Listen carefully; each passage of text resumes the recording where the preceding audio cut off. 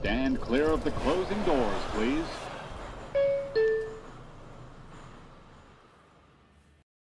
And what is up, you guys? Welcome to the stream. It's been a little while, almost a week. The last time we went live, it was for the breaking news. The Mets were acquiring Freddie Peralta in a trade with the Brewers. But I wanted to check back in here with you guys this weekend.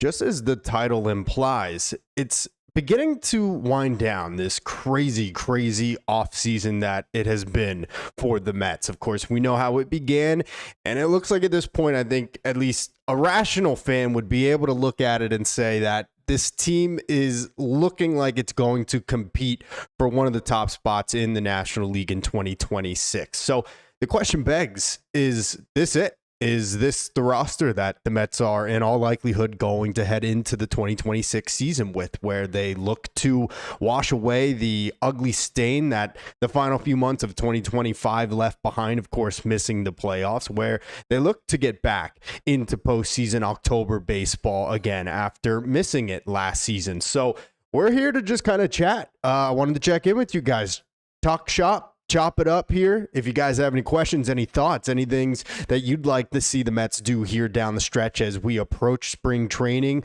pitchers and catchers shortly here going to be reporting out in Port St. Lucie. I want to hear from you guys. So if you have any players or moves that you'd still like to see this team make, it's an open forum and we could have our little Q&A here. But what is up? I'm Tony Metro. You know the drill. Daily Mets content here on the channel. You can also follow me on the other platforms, TikTok, Instagram, X, formerly known as Twitter, and Facebook. Links to all of those are in the description of this video down below. Guys, you've been awesome about hitting that subscribe button. I appreciate it so much. We are growing by the day. And like I said before, trying to hit that goal of 6K subscribers by opening day. We got under 60 days to do it. So hit that subscribe button. Go ahead and do that if you have not already. Sub to the channel for more daily Mets and MLB content, and a huge way you can help me out is by leaving a like on this video as well. So go ahead and do that. Really appreciate it. Let's go right to the chat, guys. Salvatore, amazing. I love Mets. I love Mets. I love Mets. I love the Mets too, and I love you, Salvatore. I hope you're doing well. Thanks for checking in, my man. Good to see you. Twist your dreams. We will add one more outfielder, in my opinion. Now, it definitely seems that there is an opportunity or a case to be made where the Mets should add at least one more outfielder to this team. We know that they added Vidal Brujan last week. I don't believe he was a waiver pickup. It was actually a cash exchange trade with the Minnesota Twins. He was a former top 100 prospect, a guy that can play all around the infield, has some experience in the outfield as well, just has not panned out. Has been with 5 different teams over the last several seasons, has seen big league time in each of the last 5 years. Kind of reminds me a lot of Alexander Calendario. Wasn't that his name? Canario, the guy that was on the Mets spring training roster last year and ultimately didn't see any time with the Mets, but was with the Pirates. So kind of seems like a very similar type of situation where, hey, we're just trying to fill out this roster, the last man on the bench. So yeah, maybe it is a more legitimate MLB caliber outfielder, maybe a reunion with Starling Marte. Does Austin Hayes, is he willing to come in a very bench player type of role? So yeah, I wouldn't be surprised either by what you just said there, Twisted Dreams, that there is a possibility the Mets do still add one more position player to this roster. And you can never have enough pitching. And I even just put that video out today saying that I'd like to see the Mets go after Danny Colomé. I think he'd be a good fit for this team for all the reasons I cited in that video. You guys can check it out after this. It's just a 1-minute short. So wouldn't be surprised if maybe there was another bullpen addition, but it seems like the Mets are, for the most part, big moves wise, done with that portion of the offseason to this point. Let's see. Niners Command, what is up, bro? Good to have you in here. Welcome. Appreciate you joining the Kike Hernandez level. We got our memberships up there. We're still working on all those things, but I appreciate you guys signing up as members for that. So really appreciate that from you, Niners Command. I think we have the David Wright level as well. And of course, the Mike Piazza and Tom Seaver levels. So really appreciate that from you guys. More to come on that in the future. Moreau, Mets are ready to go. LGM, it's our year. You gotta believe. I love it, Moreau. Let's go, man. Look, like I said at the beginning of this, I think it all began very scary the way this offseason, this winter started out. Obviously losing Diaz, Pete, trading Nimmo, And I think the Mets have rebounded really well. I think that a lot of people wanted to sit there and say, David Stearns doesn't have a plan. David Stearns doesn't know what he's doing. And all along there was a plan. Now, maybe it didn't all go exactly the way that they were hoping that it would. But I think that overall, you got to be pretty pleased with bringing in Bo Bichette, regardless of what kind of contract it is. You trade for Freddie Peralta. A lot of people want to nitpick, say it's a lot to give up for a one-year deal. Okay, I understand. Well, let's see how that plays out. Obviously, you filled a big need in center field in Luis Robert Jr., who has so much untapped potential. We'll see what they get out of him. To be determined on how some of these moves are going to pan out. We got two guys playing out of positions they've never played before in their career. So I'm not sitting here saying that the Mets are about to win 105 games and run away with the National League East and coast to the World Series by any means, but I think they've put themselves into a position where if a couple things do break right, that they are going to be back playing October baseball by the end of the 2026 regular season. So hopefully, let's see. Damon Calderon says, hey, Tony, let's go Mets. We're ready to contend. Loved your show. Hey, thank you. I appreciate that, Donna. Thank you so much for tuning in. Let's go Mets is right. I think they're going to have a great chance of being back in playoff baseball this year. Again, I'm not going to just sit here and say they're going to run away with the NL East, but I think they've put themselves in a good spot here. Now the guys, they got to go out and play the game. That's why they're played out on grass, not on paper. But thank you for tuning in, Donna. Armand, what's up, Armand, my man, Pots and Pans? How you doing, Armand? Welcome to the show. Ali says, Mets are signing Scrabble tomorrow. All right, I don't know what that's supposed to mean, but all right. My guys, Mets. The last four moves I'd like the Mets to make are signing Chris Bassett, Danny Colomé, Austin Hayes, and Eugenio Suarez. All right, that is a big wish list, my guess. I am fairly certain that Eugenio Suarez is just not a part of the Mets' future. He is a defensively challenged corner infielder. The Mets already, of course, have that in the form of Mark Vientos, except he's already on the team. And in the case of Suarez, yes, big power guy. If he hits the way that he can and has in the past, then no doubt it would be huge to put in your DH spot. But the way things are going right now, we just got a report from Will Salmon earlier today. The Mets are envisioning kind of a rotating type of situation for the DHs. I think that's going to be filled a lot by Mark Vientos, a little bit by Brett Beatty at times. Wouldn't be surprised to see Jorge Polanco, even Bo Bichette get some opportunities in the DH spot as well to get them off of their feet. So I'd be really shocked if Eugenio Suarez gets picked up by the Mets.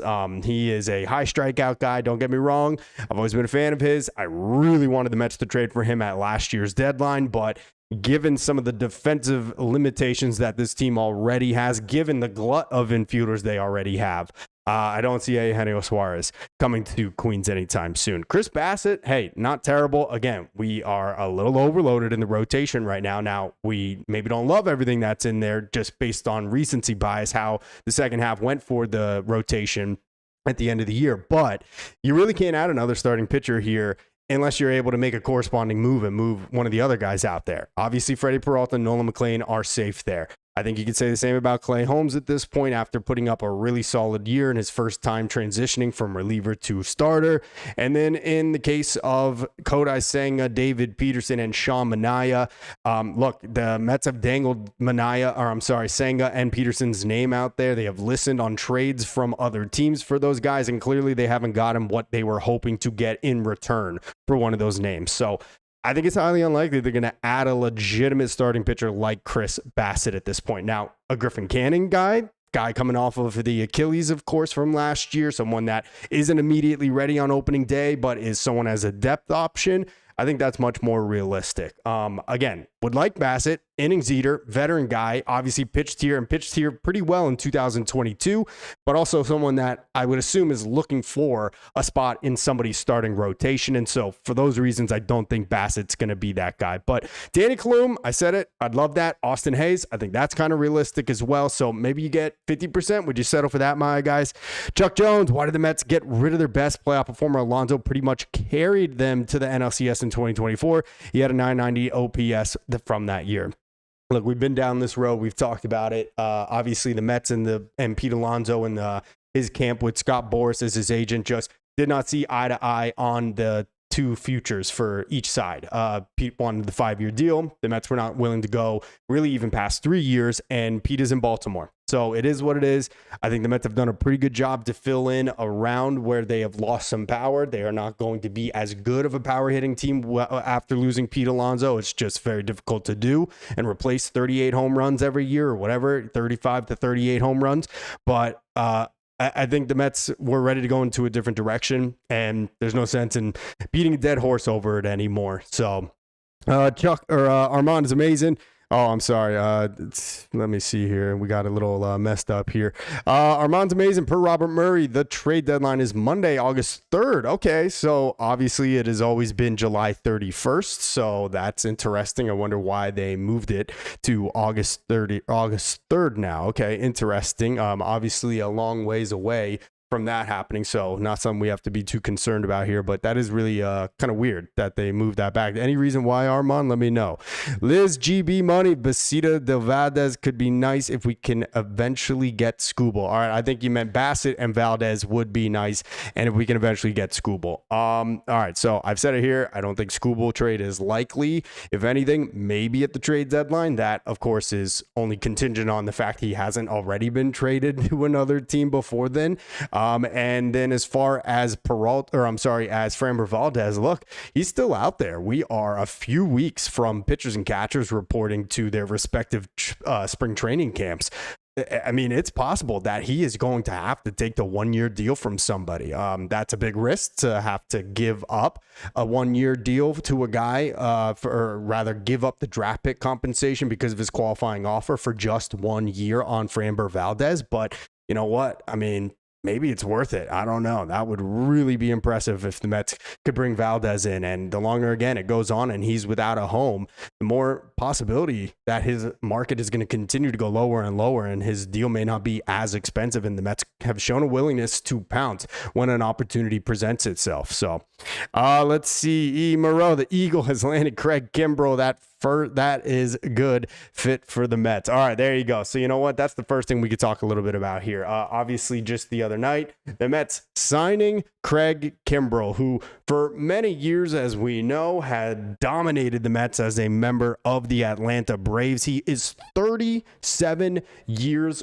old and is still chugging along. Now, obviously, he's not been the same Craig Kimbrel that he was with the Braves early in his career, or even for a short time with San Diego and Boston. He has had stops in both of the Chicago towns, in Los Angeles, pitched for the Phillies on their run in 2023, even Baltimore, and then again this past year with Atlanta and Houston. Look, this is one of those, hey, maybe you catch lightning in a bottle kind of things. Obviously, expectations are not very high for Craig Kimbrel, but kind of cool to bring in a name like that, a future Hall of Famer, obviously. So kind of cool to see if maybe there's just a little bit left in the tank. And look, guys, if there's anything that I kind of came away with from the 2025 season, it's that you're not likely to end the season that you begin, not likely to end the season with the same rotation and the same pitching staff that you began it with. Never more evident than what happened in 2025. In fact, it was almost impossible for the Mets to even end a series in 3 games on the road with the same pitching staff than they had entered that city with, right? So the Mets need to find a way to just put together enough healthy bodies to get them through the 162, because it's almost impossible. And it's not just the Mets. It's all teams in Major League Baseball. We know this. I mean, pitchers are so fragile nowadays. So anything you can get out of Craig Kimbrel, even if it is only the first month of the year, even if it is only for a little matinee in June for 3 or 4 weeks where he can give you some innings, the Mets will take that. Again, I'm not coming into this with very high expectations by any means. I mean, you could see the StatCast numbers. He doesn't really qualify for any of these things, but they still show the metrics. Obviously not great. The fastball is not like it used to be where it was touching triple digits. Now he's sitting at 93.5 miles per hour, which is below league average. Maybe he finds something here in the twilight of his career. And again, you're just looking to get some usage out of him. I'd be shocked if he even makes the team out of spring training here, barring an excellent Grapefruit League season, but it doesn't hurt to add him. You give him a minor league deal, and it couldn't possibly be a bad thing to see what he's got as you bring him out to Port St. Lucie toward the end of next month. So not bad at all. Let's go back to the chat really quick here. Who do we got? Ali Shades, Mets should sign Eugenio Suarez. Everybody wants Suarez. Oh, man. I got bad news, guys. I just don't see it happening. I just don't see the Mets going after Eugenio Suarez. But look, why don't we do this? We'll let's Google really quick Eugenio Suarez, see what the latest is, because let's be honest, guys, there's a reason he's still out there. We're talking about a 34-year-old who came up, of course, we know as a third baseman, has a little bit of experience playing first base recently, but despite hitting a ton of home runs, also strikes out a ton, doesn't walk very much, and really at this point is looking like a DH moving forward. But let's just take a look. I'm going to just actually pick, let's see, Larry Brown Sports. I've never heard of that before, but Larry Brown Sports. Let's just see what this is about. Again, have no idea if this is a credible outlet or anything like that, but we're going to read through this article, see kind of what his market looks like. Before I get into that, really quick though, let's see. My guys, Mets saying, I think the Mets are going to win the division. I like that confidence. I like that. Look, I need to see it before I can believe it. I need to see the Mets and how they perform the first couple months. I want to see how Bo Bichette adjusts to third base. I want to see how Jorge Polanco adjusts to first. I want to see if Carson Bench is on this opening day roster and how does he look as a rookie. Does Luis Robert start looking more like 2023 Luis Robert, or does he look like the one that we've seen the past 2 years out in Chicago? And how does the Mets pitching staff rebound? How do the veterans in Senga, Manaya, and Peterson look? I think it's a pretty sure lock what they're going to get from Peralta, knock on wood, barring any crazy injuries, right? And the same for McLean, although very small sample size from last year. So there's definitely some questions. I think the Phillies window is closing. I think they've had a dreadful offseason. And I think that the Mets can catch up and make a lot of ground up on them, despite how on completely opposite ends of the spectrum they looked for the final month and a half of 2025. I really, truly believe the Mets were playing their worst possible baseball while the Phillies were playing their absolute bonkers out of their mind best possible baseball in the final month and a half of 2025, and that they were not nearly as far separated as that September month made them look. But then you got to throw in the wild card in all this, and that is, how are the Atlanta Braves going to bounce back coming off an injury-riddled season in 2025 where they just could not pick themselves and dust themselves up?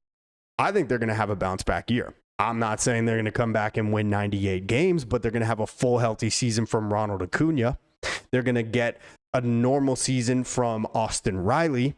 They've lost a little pop with Marcell Ozuna, obviously aging, now off the team. He's still a free agent out there, but maybe they're going to get a better season out of Michael Harris, who had a really, really brutal 2025. And despite all of the Braves injuries and despite all of the struggles in Atlanta last year, they still did a really good job of making Mets fans miserable. They beat up on the Mets last year. They had some excruciating wins against the Mets last season. So while I think the Mets are going to close the gap a bit on the Phillies, you still got to wonder, who are the Atlanta Braves, especially last year in a down season where the Mets still couldn't really figure out their number. So a couple things to think about.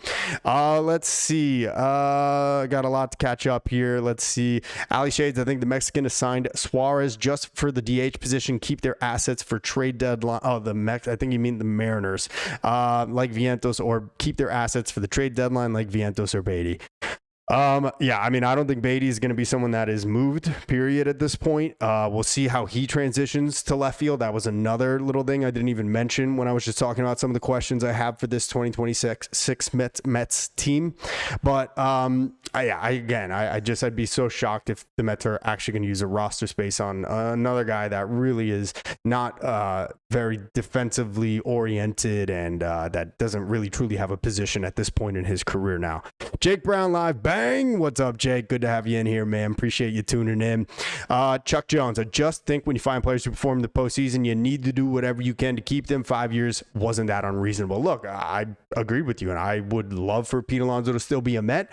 That is not how the Mets wanted to operate, though. And so we cannot change the past. And I'll be honest with you, I actually think that it was the right move by the Mets, despite two things can be true. I wanted Pete Alonso to be a Met for life, but I'm not angry at them for not giving him a 5-year deal. And it's really not that long. It's not. He's 32, about to be 33, right? And maybe he's going to age gracefully. I don't know. He said he was willing to transition to DH eventually. But I also believe that he was a bit of a one-dimensional player, someone that provided a lot of power, a guy that had clutch numbers at times, but also had prolonged stretches of slumps. I mean, if you look back at last season, and now we're on this topic, so now I got to do it here, but there was a point for almost 2 months last year where Pete Alonso was hitting below 200, where, yeah, he didn't get the focal point of it all because he was coming off of the amazing home run in Milwaukee the year before that to save the season, a great postseason overall in 2024 for Pete.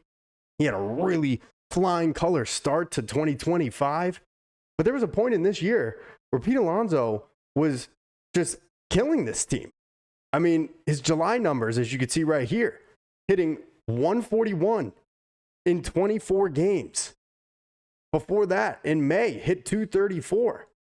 And again, this is like nitpicking stuff, but there were prolonged stretches, just like any player, but that he was really having a terrible time of it, a terrible go.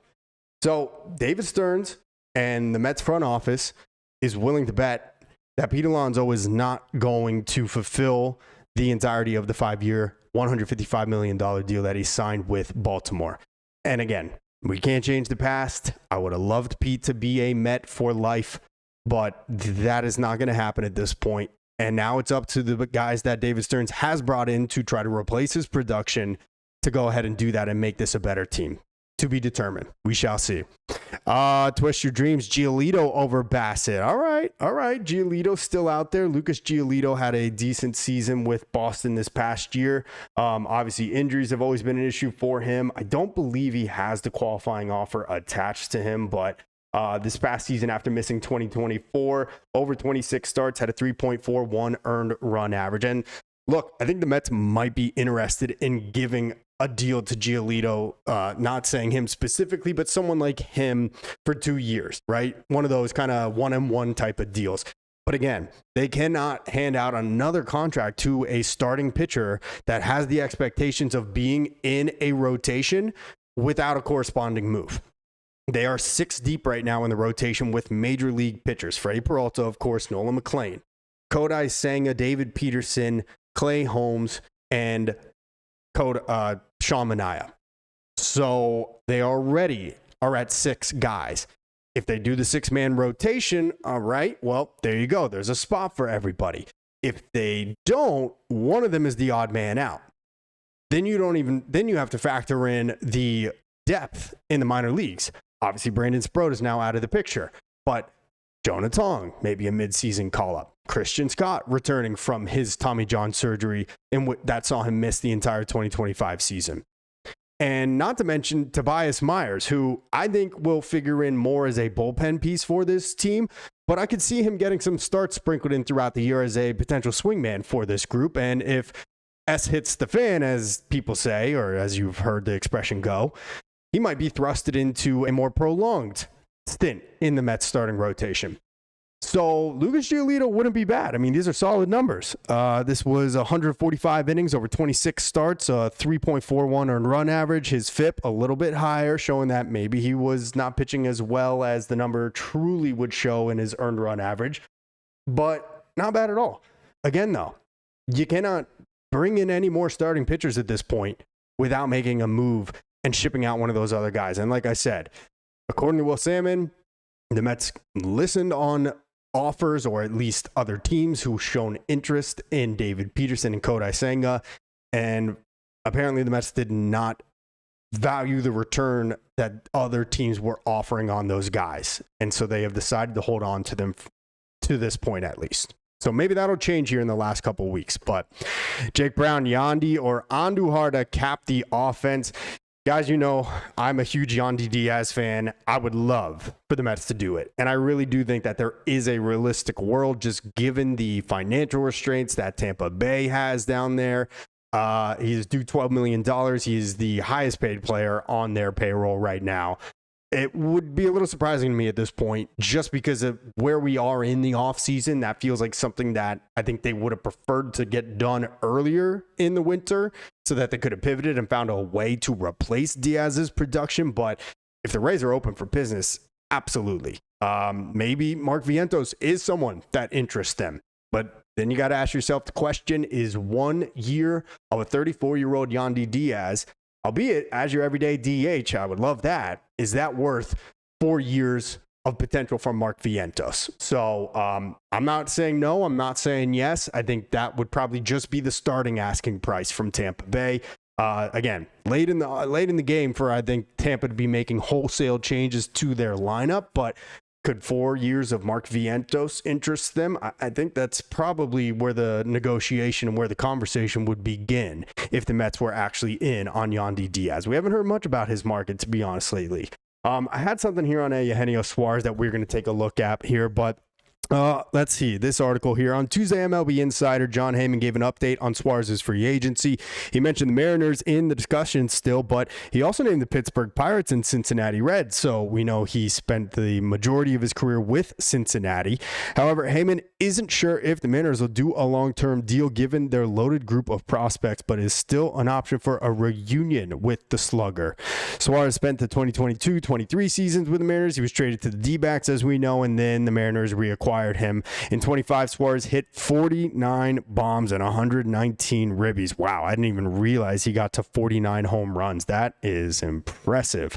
The Pirates have been active this offseason. Yeah, active, just kicking the tires on everybody. Poor Pirates. But and the Reds could go and use an extra bat in hopes of competing in the NL Central with the Cubs and the Brewers. So Eugenio Suarez still out there. Again, the guy is 34 years old, has been a premier slugger in the league for a long time, but at this point, I think has just basically been relegated to a DH, a designated hitter. I couldn't see him going any further than that, but 36 home runs in 106 games with the Diamondbacks before the trade, then went to Seattle. There were some questions about that because he definitely struggled big time in his first stint with the Mariners, and despite 13 home runs, did also only hit 189. This is his average right here, and a 255 on base percentage. So overall for the year, it really is the tale of 2 years between Arizona and Seattle. 2025 though finishes with a 228 average and a 298 on base percentage. And you kind of overlook it when he has an 824 OPS, but you'd like to at least be able to throw the guy out of position.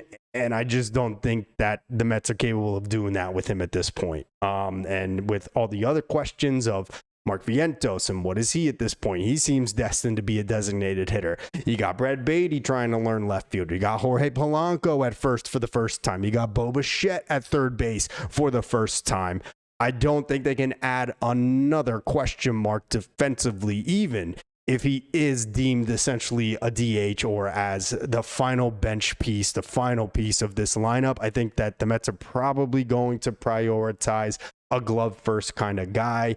Unless, and the one unless I could think of is for Juan Soto's buddy, Starling Marte. Because we have heard, yes, over the last couple of months about how fond Juan Soto is of Starling Marte. I mean, they are best buds. And he essentially said Starling Marte is the leader of this team. That, of course, stirred up some drama. I think it's actually pretty fitting that I have Soto and Lindor on this thumbnail here tonight.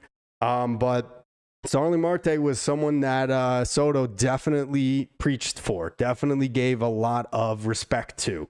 And look, I mean, in his first time in a limited time role, he didn't do too terrible. A 745 OPS, 335 on base percentage. You know, the power number's not there, just 9 homers, but only 293 at-bats, and ended up posting a 1 WAR. So you could do a lot worse, but that is maybe the one guy that I could see the Mets having a reunion with, or rather the Mets, the one guy to round out this position player group that wouldn't be a defense first, glove first kind of priority type of signing to round out this position player group, just solely because of his comfort in the clubhouse already and supposed leadership qualities that Juan Soto has praised him for in the past. But let's see, Chuck Jones, they should try to get Kike Hernandez from the Dodgers. He may not do much in the regular season, but he'll be one of your best hitters in October when healthy. 1 year, $10 million would do it. I think Kike Hernandez is still under a contract and on the Dodgers roster.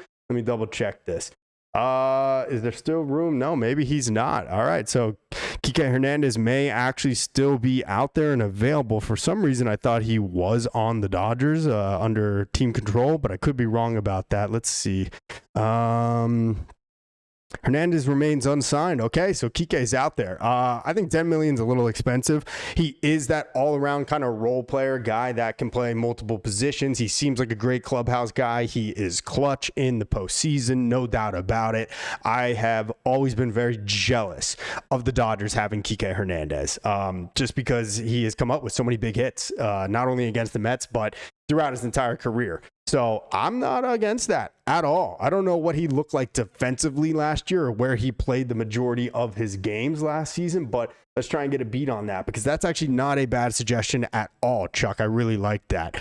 Nick, the Mets fan, Clevenger, and Diaz for Peterson and Mauricio. Okay, interesting. Thank you for the super chat, by the way, $1.99. Appreciate you very much for that, Nick. So Clevenger for Diaz. Oh, and Diaz for Peterson and Mauricio. Let me think about that here. Well, we really quickly, let's look at the Kike Hernandez's numbers last year, and then we can get a little bit deeper into that one. So Kike, 33 years old last season, played in 92 games, had how many home runs? 10 bombs, 35 RBIs, just a 203 average, just a 255 on base percentage, and that's coming off a down year the season before that in 2024, where he hit just 229. Again, struggle, can't get on base over 300 in back-to-back seasons, and obviously the OPS is not going to make up for it there, down below 700, closer to 600 in both cases.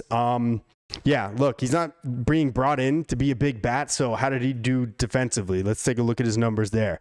Guys, thank you so much for tuning in. Go ahead, leave this video a like. Really appreciate that very much. It goes a long way toward helping out the channel. So go hit that like button right now and subscribe if you're not already subscribed. Appreciate that. Got a big project coming out for you guys. I think you're really going to enjoy it.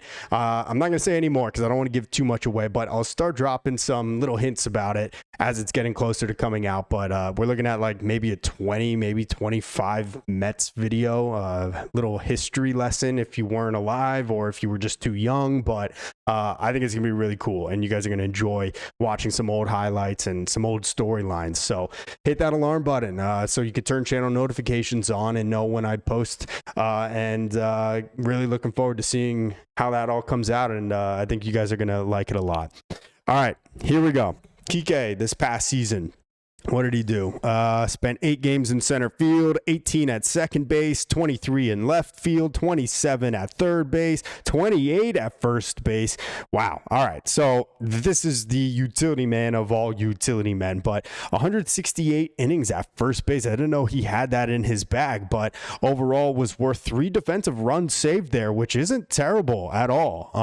You know, we're not going to look at it by year because that kind of skews it all, right? It would have been 21 extrapolated over a full season, but worth 1 defensive run saved in 195 innings at third base. So honestly, man, wow, you hit that out of the park. I forgot who said it. I got to go back to the chat. I think it was Chuck Jones. Yeah, Chuck, bravo. That is a beautiful call by you on Kike Hernandez. I don't know if he has it left in him to continue doing this defensively, but we just showed 2 positions where the Mets have, I'd say, somewhat big question marks, with Bo Bichette never having played an inning at third base in his career, and with Jorge Polanco having played 1 game at first base in his career.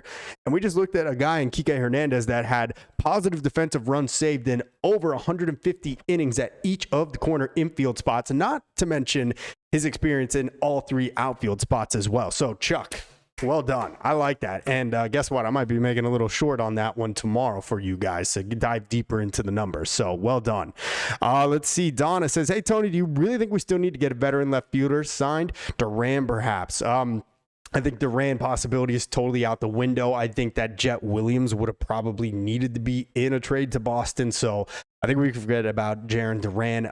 They believe Carson Bench is going to come up and have a big impact on this team as a rookie this year. Maybe not right away, but they're not going to do any significant moves to block Carson Bench's ability to break through in the majors this season. So I'd be very shocked if there's any big signing or trade to add to the outfield again. I think it's going to be closer to the Starling Marte, the Austin Hayes, or maybe even the Kike Hernandez, as we just looked at here, to try and fill that little last spot that they're kind of trying to fill in left field. But there's a very real likelihood that Tyrone Taylor is your opening day left fielder this year, with Luis Robert in center and Juan Soto in right field. And I think the Mets feel comfortable with that in the case that Carson Bench is not ready to make the opening day roster out of spring training. So BKZ champ, yeah, injury prone rotation, no doubt about it. They got to prove it otherwise this year, right? Chrono Sinks, if the Mets get Valdez, what is a contract you'd be cool with for him? At this point, because we have so many starters, I mean, so many isn't really the right word, but because we have more than we could truly fit into a 5-man rotation, I would probably go for a 2-year deal. I don't think Valdez is going to sign that at 32 years old, 33 years old, whatever he is. He obviously wants the long-term security, but he has the qualifying offer attached to him. So I want guaranteed at least 2 years from him. And I just don't think that he's going to take something like that. So unfortunately, I still don't think it's realistic that the Mets are going to land Framber Valdez, but I'd even at this point go for 3. Give him 3 years, make it even 98, 99 million, 33 million average annual value. You're getting the best remaining 3 years of however long he continues pitching in his career. But I would not want to go past 3 years on Framber Valdez, and I definitely wouldn't want to do just 1 year where the Mets are going to have to pay those significant draft penalties for signing another player with a qualifying offer. So that's how I look at it. 12 Baseball, you're my favorite. I watch you every day. I'm a Mets fan. 12 Baseball, thank you, man. I appreciate you tuning in. Thank you so much for that. Matthew Lemire, I enjoy your content and listening to your perspective. Keep up the great work. Thank you, Matthew. I really appreciate that, man. Thank you so much for tuning in. 12, I got you. Niners Command. Yeah, the starting pitcher consistency is the key. And yes, the Phillies window is barely open. LOL, it's about to come to an end. I think so. I really do. We've seen Bryce Harper struggle in the past couple years. Even their owner, or rather the general manager, Dave Dombrowski, calling him out as not what was it? Legit? No, not a superstar anymore. Something like that. I forgot. It feels like the wheels are coming off in Philly after another meltdown in the playoffs for them. And I think the Mets could close the gap. We'll see if they can close it all the way. But the Phillies continue to run it back with the same roster that continues to get older. They can't find a trade suitor for Nick Castellanos. Zach Wheeler is coming off of thoracic outlet syndrome. They just lost Ranger Suarez to the Red Sox in free agency. Harrison Bader signed with the San Francisco Giants. And may I just say, thank goodness, because if Bader went back to the Phillies, he was going to have 8 home runs and hit 450 against the Mets this year, the way he tortured them in the second half after the trade with Minnesota last season. So I am very happy to see Harrison Bader, if he was not coming back to the Mets, to be going to the West Coast and joining the San Francisco Giants. But all to say, yeah, I think the Phillies are definitely seeing their window close, and I think their fans are starting to get very worried. Minnesota Fats, the Braves bought a shortstop and he sliced his hand open. That's correct. What was that? Ha-Sung Kim, I think it was. I can't recall. I think that's his name. Yeah, got hurt in Korea, slipping on ice. Yeah, he's going to be out for like 6 or 7 months. Caden DeGrom, I'm so beyond curious to see what Manaea is going to be like. I am totally with you, Caden. Yeah, that is going to be very interesting to see what Sean Manaea is. I think that he just never was ready to go. He started the year with the oblique injury, and then right as he was rehabbing on his way back, had the loose bodies in his elbow. And I've said this before, so I'll keep it short. I think the Mets training staff basically just said to him, look, it can't get worse, but if you don't feel 100%, it's not going to get worse, but you can get out there. And I think having missed the first 4+ months or whatever it was of the year, after just signing that big contract in the offseason, he felt like he had to push himself to go out there, and it just never got going for Sean Manaea. So I am also very interested to see what happens here. Let's see. Nick, the Mets fanatic, saying I'll have a bounce back. I really hope so. And more importantly than just a bounce back, I want to see a full healthy season out of Kodai Senga, something that we haven't seen from him since his rookie season in 2023. I mean, I put quotations in it because, of course, we know that he was a pitcher in Japan for a long time before coming here to the big leagues his first year with the Mets in 23, but virtually missed all of 2024, one regular season start, got injured in that one, then came back for the playoffs, wasn't very good in October, and now this past season, amazing first 13, 15 starts. and then the hamstring injury on the throw from Pete Alonso covering first base, and was not the same after coming back from that. So I would really like to see, more than anything, just a fully healthy season from Senga where he can give you 27 to 31 starts this year. That is what I am hoping the most for. Ali Shades, I'm predicting Polanco to hit over 30 homers this year, and Bo Bichette will have 27, a total of 50 between them. Now that would be nice. Yeah, well, 26 last year for Polanco. We'll see if maybe the park and Citi Field plays better to his swing than the Rogers Center does in Toronto. But yeah, I am excited to see those two guys for sure, and I don't think that's far-fetched at all. Another one to think about, Marcus Semien, whose numbers were totally dwarfed from playing in Globe Life Park, the new stadium that the Rangers moved to a couple years ago. That is something that I won't get into the weeds on, but he was totally nerfed of his power because of the dimensions out there, specifically in the gaps in left and right center field. So he's a pole guy, though. Even left field is pretty deep out there in Texas. So it seems like he may be a bounce back candidate as well to hit a lot more home runs playing everyday second base for the Mets. Marcus Semien, that is, of course.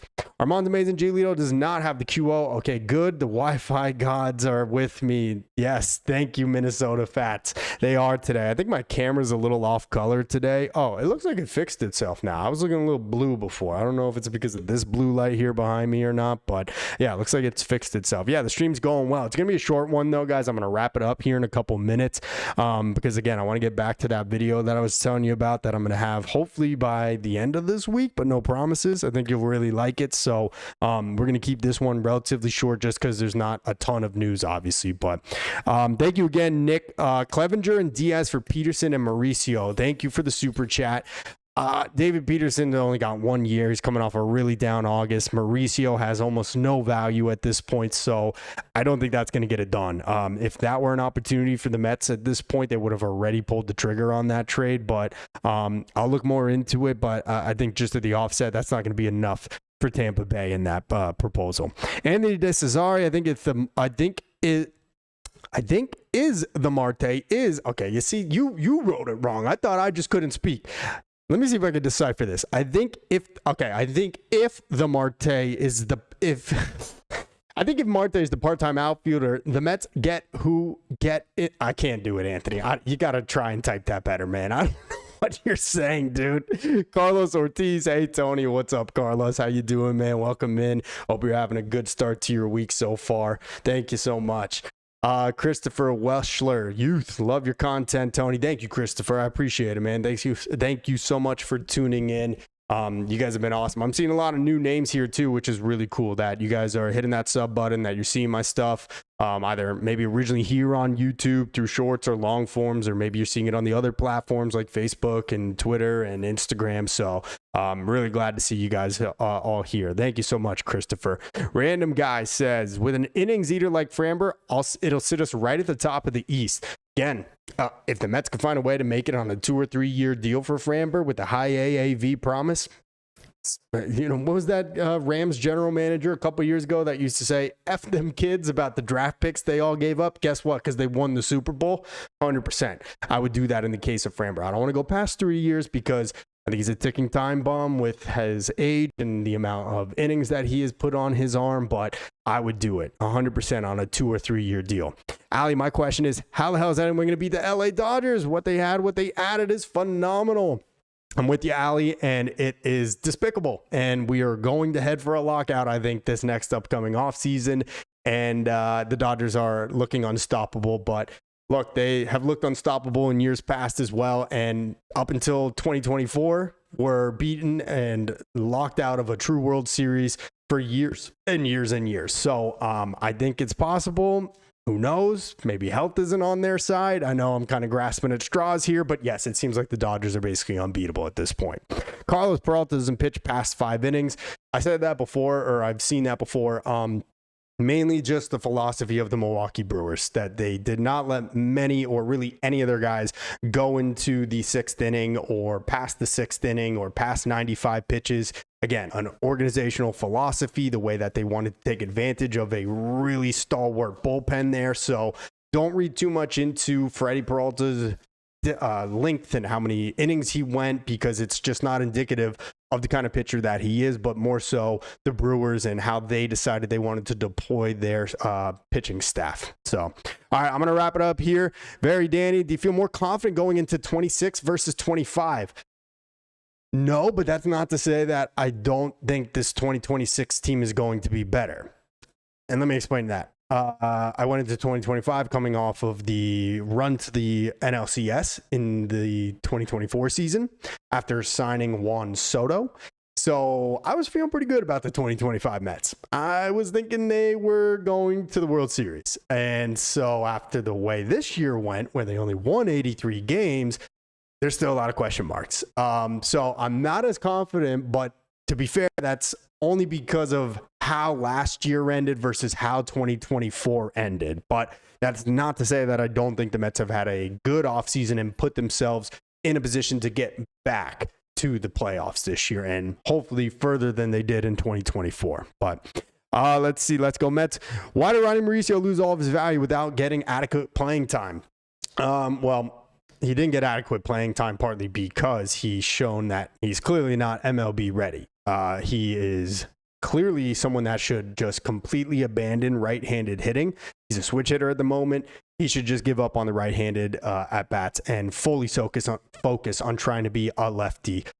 He has shown a really tough time of laying off of bad pitches, expanding the zone, striking out, not drawing walks.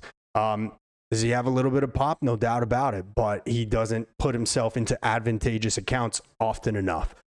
Defensively, shown a little bit, a lot of promise there at third base, but do I think he's going to be a Gold Glove winner? I wouldn't say that. Again, I think he needs more time in AAA, but at this moment, coming off a torn ACL where he missed the entire 2024 season and did not impress very much, even if it was in limited time in 2025, I don't think he has very much value at this moment to other teams. As a guy you add into a deal to, sweeten the pot a little bit for them, sure. But as a headliner, definitely not. Let's go Mets 2026. Oh, I'm sorry to got you. James McCorn, Tony, why don't we go for Isaac Paredes, possible trade with Abreu involved for the last bullpen piece? I think the Mets are set at third base with Bo Bichette, so I don't think Isaac really fits in unless they're thinking of him as a DH spot. I do like Abreu. That would be awesome, but they're already kind of hanging by a thread there out in Houston as far as their bullpen. They have to really be careful about Josh Hader, who was missing time toward the end of last year. Abreu was integral to them, kind of keeping it together down the stretch, so I don't think they're really in a rush to necessarily trade Abreu. So Anthony De Cesare, sorry, I think Marte is the part-time outfielder the Mets get that won't get in the way of Benj's path to starting in left field, even if they send Benj down to the minors for service time reasons. Okay, Anthony, very well done. Thank you for fixing that one. I agree with you 100%. Yes, I think Marte is that guy. If not him, maybe someone like Tommy Pham, or maybe even someone like Austin Hayes if he's willing to be a part-time player, a guy that understands Carson Benj is our future, and you're not going to stand in the way of that. But I think Starling Marte, probably the more realistic option for that final spot. And again, just like you said, doesn't block Benj, isn't going to be costly, doesn't expect, significant playing time. And now to this point, probably has a little bit of experience and an understanding of how to prepare as a part-time, non-everyday player anymore after how he transitioned like that in 2025, that being Starling Marte. So very good, guys. Look, we're going to wrap it up. Like I said, I want to get back to working on that other video here, so keep tuned for that. Leave a like on this video if you guys have not already. Really appreciate that from you. And, of course, subscribe. Hit that sub button if you're not already subbed for daily Mets and Major League Baseball content. Got a lot of things in the works. That video, of course, I'm heading out to Port St. Lucie for spring training at some point, still figuring all that out, but hopefully going to have great coverage for you guys down in Florida in the upcoming month or two. And of course, the best way you can help grow the channel here is to share this video. Share one of the other videos I've posted that you have liked, one that maybe you didn't agree with. Send it to a Mets fan in your life. Send it to a baseball fan in your life on Facebook, on Twitter, through text message, however you communicate. Really do appreciate it so much, guys. Thank you all for tuning in tonight. A little bit of slow time here in the winter, but still doing our best to keep up to date on everything going on in the Mets world. But that's going to do it for right now, guys. Until next time, Tony Metro, stay true to the orange and blue.